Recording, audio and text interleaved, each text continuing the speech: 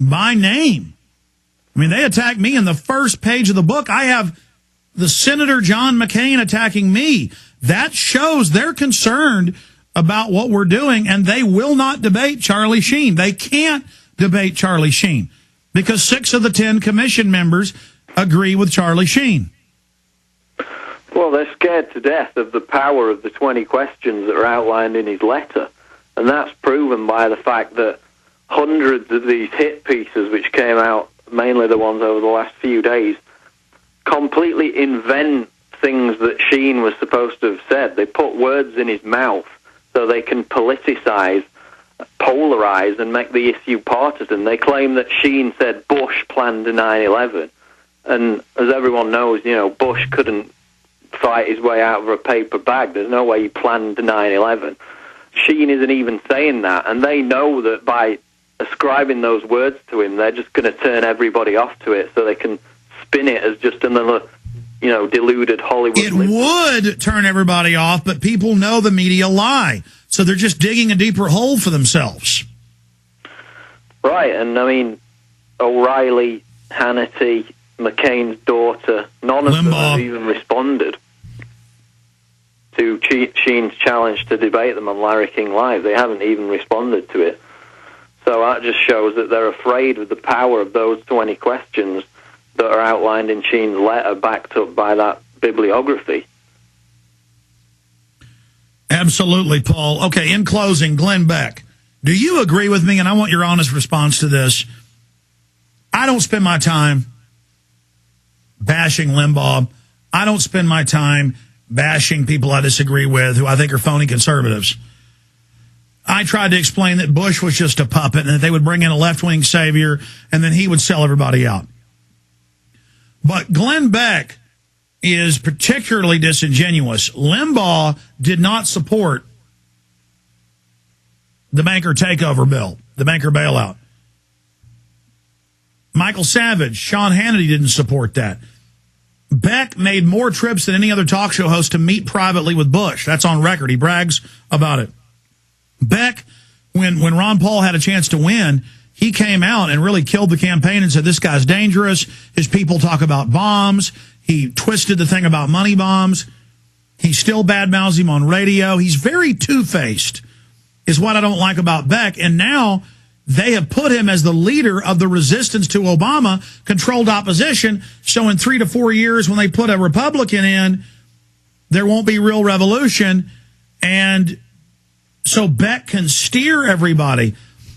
He just really is a key person for the New World Order, because if we could have a real peaceful revolution of ideas, a real move to audit the Fed, to end the Fed, which Beck, by the way, isn't calling for, that I've seen. He supports the Federal Reserve and says they're great. And then badmouths them at the same time. I mean, can't people see Beck is there to co-opt and control things? Paul?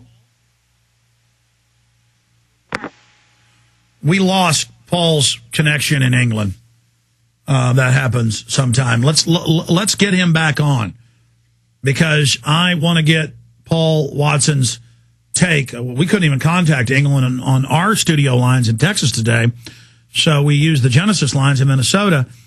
Maybe some phone things going on between the United States and the UK over in the middle of the Atlantic Ocean, across the pond there.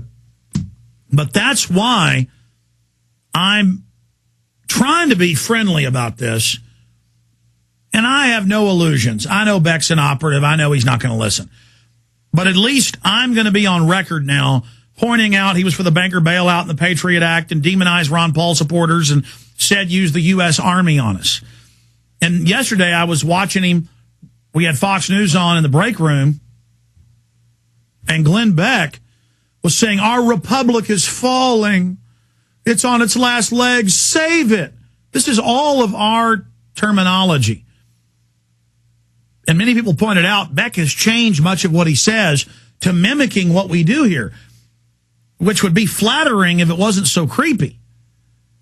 All I want is freedom and the republic saved.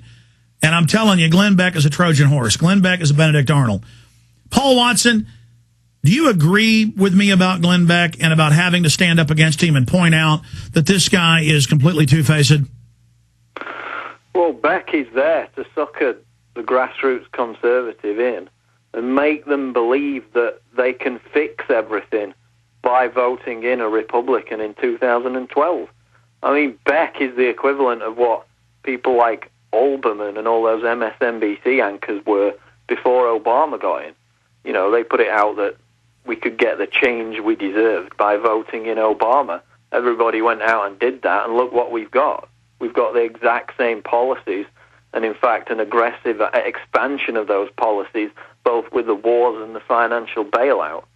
So it's about making people veiling the fact that the only way to change the system is to reject the two-party monopoly, but Beck is hooked into that. And I mean, for years, before he even was on television, we would talk about Beck and post articles on the website about how he was a virulent neocon, and he always has been.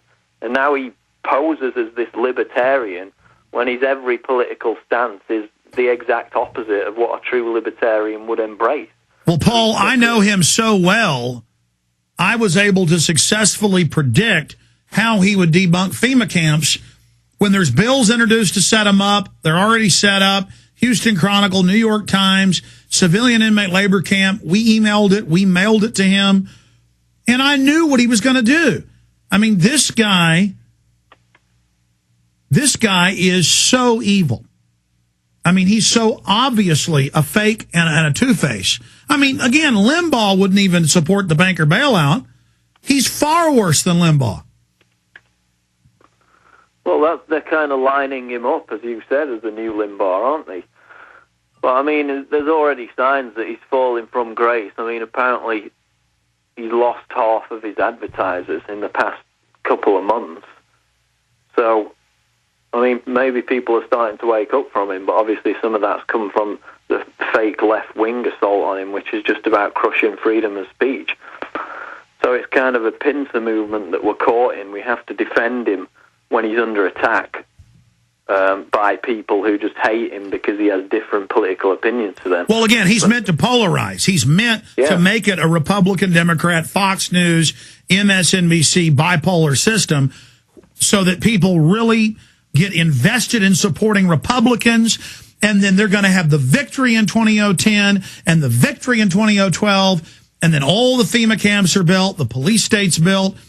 The Republican that comes in will just expand it all, and then we'll be called communist Al-Qaeda again because we're not supporting the right-wing version of the New World Order instead of being called right-wing fascists by the controlled left. It's so elementary, and it just fools the public. And that's why the public's losing their standard of living. That's why foreign banks are raping you in a big way for tens of trillions of dollars in the last few months. And, Paul, I mean, the good news is, though, a larger and larger portion of people are getting that both parties are controlled, are understanding the bait and switch. And I don't think this is going to work much longer. I mean, they pulled a rabbit out of their hat with Obama, and the same people that run Obama, Wall Street, are the same ones that run Beck. Beck and Obama are really twins in this thespian, theatrical, Shakespearean event. And there's not many more rabbits they can pull out of a hat. Time is running out. People aren't sophisticated enough to know exactly what's happening, but they know they're being lied to. Well, the fact is that trust in government and corporate media is at an all-time low.